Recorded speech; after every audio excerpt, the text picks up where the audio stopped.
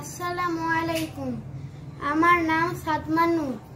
আমি দ্বিতীয় শ্রেণীর ছাত্র, রোল নম্বর 162। আমার ফার্ম বকুল এবং হাউস ধরলা। আমার প্রকল্পের নাম বর্ণচাকতি। আমি এখন এটি ব্যবহার করে দেখাবো। এটি ব্যবহার করার জন্য আমার প্রয়োজন একটি বৈদ্যুতিক মোটর, একটি ব্যাটারি কেসিং, দুইটি ব্যাটারি এবং কিছু বর্ণচাকতি এবং কিছু কাগজের তৈরি বর্ণচাকতি। প্রথমে আমি ব্যাটারি কেসিং এর ব্যাটারিগুলো যুক্ত করে দিলাম। এরপর এটিকে মোটরের সাথে সংযুক্ত করে দিলাম। এরপর আমি একটি বর্ণচাকতি নিয়ে নিলাম। এখানে দুটি রং আছে, সবুজ এবং লাল। এটি আমি মোটরে ঢুকিয়ে দিলাম এবং এটিকে স্টার্ট করলাম।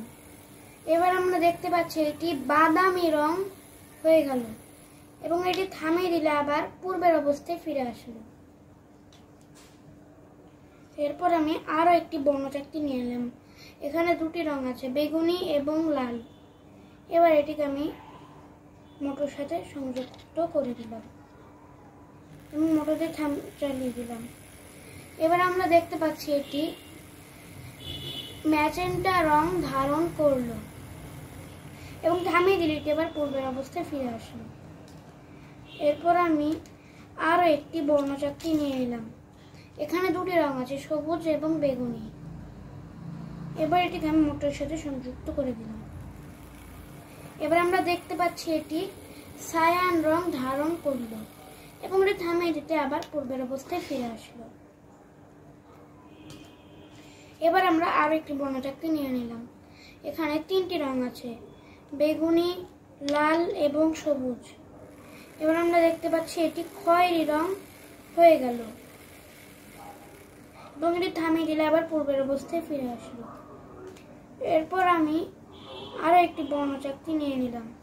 এখানে 7টি রং আছে, লাল, কমলা, হলুদ, সবুজ, আকাশী, নীল এবং বেগুনি।